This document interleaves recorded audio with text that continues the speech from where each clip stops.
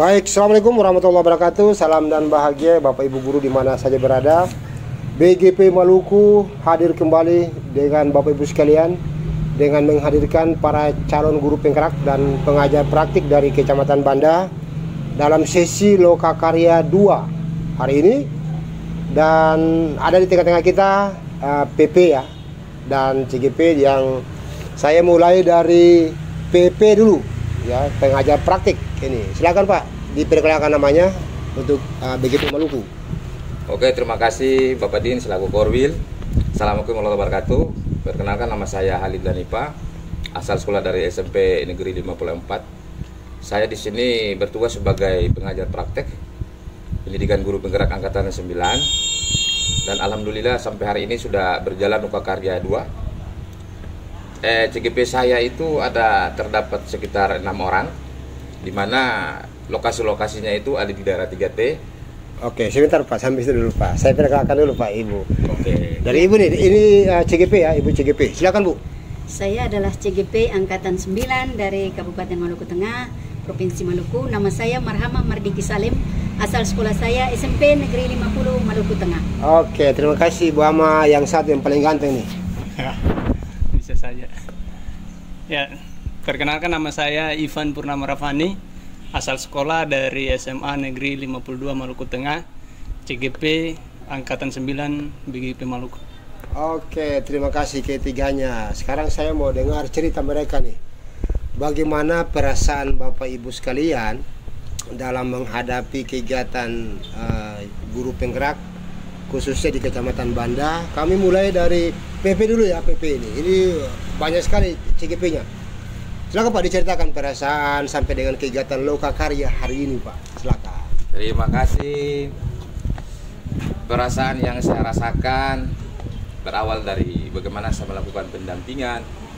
Nah, pendampingan itu saya lakukan selama kurang lebih 4 hari dengan proses perjalanannya itu dari tanggal 9 sampai tanggal 14. Nah, perjalanan yang pertama itu saya ke daerah 3T, di mana daerah itu kepulauan, nama pulaunya itu Pulau Run, CGP-nya itu Gaus Tuteru, dan sangat luar biasa sekali. Di dalam perjalanan itu saya memakai alat transportasi motor laut dengan perjalanan itu sekitar 3 kilo. Dan itu 3 mil ya, 3 3 mil dekat Pak, 3 mil. 3 mil. Ya, ya. Hampir 2 jam perjalanan ya. Ya, seperti itulah. Nah, di sini saya harus nginap karena memang kondisi transportasinya itu tidak setiap hari bolak-balik. Nah, transportasi itu dia harus selang beberapa hari dulu baru bisa balik lagi. Oh, berarti tantangan luar biasa Pak ya. Tantangannya sangat luar biasa sekali, tapi jujur saya sangat senang sekali. Senangnya apa, main ombak apa senang apa nih? Senangnya itu kalau ombak pasti ya senang, dan khawatirnya itu pasti ada saja. Deg-degan gitu. Deg-degan itu pasti. Tahu berenang kan terada ini? Oh, tahu. Kalau berenang tahu. Gitu Bapak Din. Nah, selanjutnya boleh kita lanjut Bapak Din ya? Silakan. Oke, di sini di mana pelayanan sekolahnya itu di daerah 3 itu sangat luar biasa terhadap saya selaku PP, dan sekolah itu mendukung sekali yang namanya kegiatan guru penggerak ini. Apalagi sudah sampai angkatan 9 dan saya sudah cross check. Di sana itu di SMP Negeri 82 itu sudah terdapat beberapa angkatan-angkatan guru penggerak. Dua ya. Kemarin dua ya. Ya. 2 orang yang lulusan GP angkatan 7 kemarin. Angkatan 7 ya. Dan hari ini sampai ke Lokakarya juga saya sangat senang. Inilah guru-guru. Perasaan Bapak Pak hari ini kegiatan hari ini Lokakarya? sangat luar biasa. Harusnya di mana gitu? Maksudnya kalau di Banda gitu harusnya. Di Banda sangat luar biasa, tapi alangkah baiknya hasil sangat bagus walaupun kita terlambat dengan kondisi transportasi dari pihak penyelenggara BGP. Tapi jalan juga ya dengan tetap jalan, sangat menyenangkan lah. Bagaimana dengan GP Bapak, CGP Bapak dalam kegiatan Lokakarya gimana Pak? CGP saya ini sangat antusias sekali. Luar biasa ya? Luar biasa. Bagaimana tadi mereka sudah memaparkan tentang itu, bagaimana membuat prakarsa perubahan hari ini di Lokakarya kedua. Dan ini nanti akan jalan lagi dengan bagaimana mereka melakukan sebuah kegiatan yang namanya meyakinkan kelas. Meyakinkan. Mungkin itu saja. Baik, terima kasih Pak Halid ya, PP. Dari cerita dia sangat menarik sekali teman-teman sekalian. Sekarang kita mau dengar cerita dari CGP yang juga berasal dari pulau terpencil. Kalau tadi PP-nya ke pulau terpencil yang 3T sekitar 3 mil laut, berjalannya sekitar 2 jam. Nah, ini satu lagi CGP dari pulau terpencil juga namanya Pulau Hatta yang berada di sebelah timur. Pulau Banda yang berjarak sekitar hampir 1 mil laut, perjalanannya 1 jam lebih ya. Mari kita dengar perasaan beliau sebagai CGP dari Pulau Banda. Silakan Bu. Terima kasih pada Pak Din sebagai Korwil. Perasaan saya selama mengikuti CGP pada awalnya saya merasa berat sekali untuk mengikuti program-program ini. Setelah saya melihat jadwal, saya merasa sangat berat bagi saya yang tinggal di daerah terpencil jauh-jauh sana. Namun setelah menjalani sekitar 2 bulan lebih, itu malahan saya mau bergerak terus dengan program-program yang telah dicanangkan oleh PGP. Sehingga walaupun saya di daerah terpencil, di saat datang Lokakarya inilah perasaan yang sangat-sangat menyenangkan bagi saya. Karena di sini, di Lokakarya ini, saya bisa bertemu dengan teman-teman saya dari berbagai tempat, dari berbagai pulau, dan dari berbagai sekolah. Sehingga di sini kita bisa berkolaborasi. Di dalam Lokakarya kita bisa berkolaborasi, kemudian bisa menyampaikan apa yang menjadi kendala-kendala bagi kita. Dan yang menjadi kendala bagi saya, bahwa saya berada di daerah terpencil, daerah 3T, itu pertama adalah jaringan. Bagi saya sangat-sangat sulit, di mana saya harus menyelesaikan modul-modul yang terdapat dalam kegiatan ini. Saya harus mencari sampai ke tengah gunung, di daerah pohon-pohon pala di sana, supaya bisa mendapat jaringan itu. CGP jadi, yang luar biasa terkadang dapat, terkadang juga hilang. Ya. Jadi tantangan bagi saya. Rasa-rasa mau banteng HP begitu. Jadi, harapan saya ke depan semoga kita tetap. Tapi begini Bu, jaya. Di Pulau Pohon Pala saya pernah dapat itu. Itu banyak sekali di sekitaran Pohon Pala di Pulau Hatta itu. Ada satu tempat itu mereka bergelantungan mencari signal di situ Bu ya. Iya Pak, itu daerahnya nama Bakare Pak. Itu daerah Bakare. Ya. Sehingga kombel saya, komunitas belajar saya kasih nama BGP. Oh, kombelnya ada kombel Bakare gitu. Ya, karena itu adalah tempat sinyal di mana daerah bawah dan daerah atas saya itu mesti gali kembali Bu, kombel Ibu di Bakare itu seperti apa yang terjadi nanti di bulan berikutnya ya. Iya Pak. Terus Bu, perasaan Ibu pada saat mengikuti Lokakarya di sini? Perasaan saya di saat mengikuti Lokakarya itu sangat bangga, kemudian bahagia, bangga terhadap ini pengajar praktik yang memberikan materi-materi yang sangat membanggakan dan sangat membuka alur pikiran kita untuk bagaimana sebagai calon guru penggerak itu bergerak maju terus dan terus. Okay.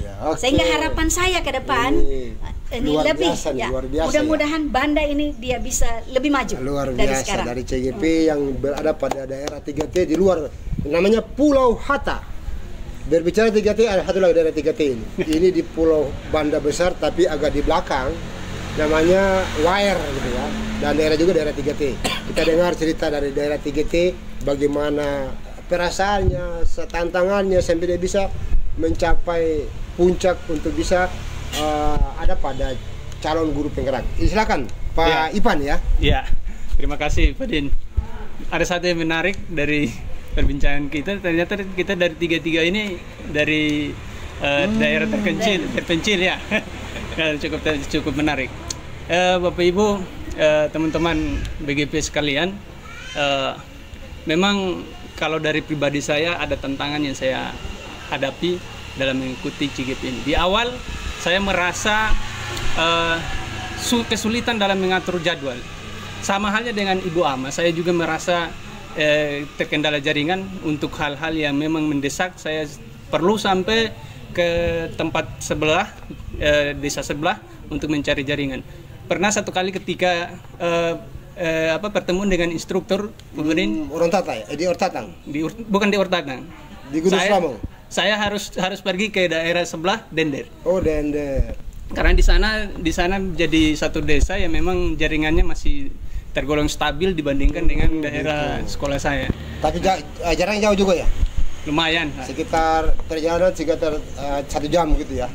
Nggak sampai juga, mungkin sekitar ya 5 menit, 10 menit lah. Oh, iya. Tapi masih tergolong dekat. Tapi tantangan jalannya luar biasa kan? Iya. Naik gunung, turun gunung juga ya untuk mendapatkan sinyal itu. Iya. Kalaupun tidak di situ berarti di Gunung Slamet. Gunung Slamet, iya. Terpaksa harus pergi ke sana. Iya. Perasaan saya itu salah satu kecemasan saya ketika mengikuti guru penggerak ini itu kesulitan dalam mengatur waktu. Tapi nyatanya setelah mengikuti guru penggerak ini menarik. Saya justru belajar untuk mengatur jadwal saya dari mulai ketika pulang sekolah harus apa yang didahulukan. Kemudian waktunya ya. Saya merasa itu sangat penting sekali untuk saya. Terus kemudian ada hal menarik lagi, kalau untuk di awal untuk mengikuti kegiatan lokakarya ini, saya merasa agak rasa cemas, kok kita di sini mengikuti lokakarya di Banda, padahal kan di angkatan sebelumnya kan di daerah Ambon. Di sana mereka bisa bertemu di tempat lain, bertemu dengan teman-teman, itu kan menarik kita juga ingin seperti itu. Tapi nyatanya luar biasa, pelayanan di sini dengan panitia yang ada di sini itu sudah cukup terbayarkan, rasa cemas itu saya cukup luar biasa. Dengan dan selanjutnya mungkin harapan saya Pak Din,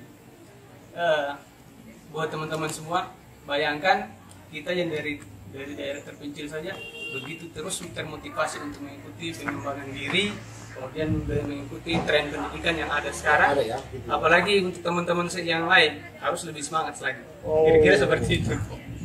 Oke, baik, ini sudah adalah mereka punya perasaan gitu ya. Nah, dari perasaan ini kita ingin ya harapan dari Bapak, teman-teman sekalian. Harapan buat teman-teman yang belum mengikuti guru penggerak. Dari Ibu kamu kan nih, harapannya seperti apa Bu? Iya, terima kasih Pak Den.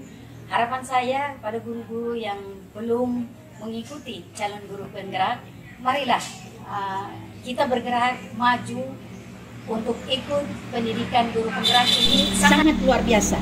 Jadi kita membuat perubahan dalam cara mengajar kita di kelas, cara mengajar kita implementasikan kepada teman-teman, dan bagaimana kita membangun ya, menuntun siswa itu supaya dia bisa berprofil pelajar Pancasila secara utuh, terutama di Kecamatan Banda dan yang khususnya di sekolah kita masing-masing.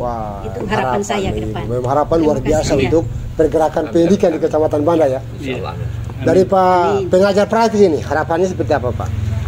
Kalau dari saya pengajar praktek, harapan saya kalau guru penggerak mungkin sudah disampaikan oleh Bu Ama, karena beliau sebagai guru penggerak dan beliau sudah rasakan. Nah, dengan harapan beliau kalau bisa Kecamatan Banda ini yang belum mengikuti pendidikan guru penggerak, agar semua termotivasi untuk mengikuti guru penggerak.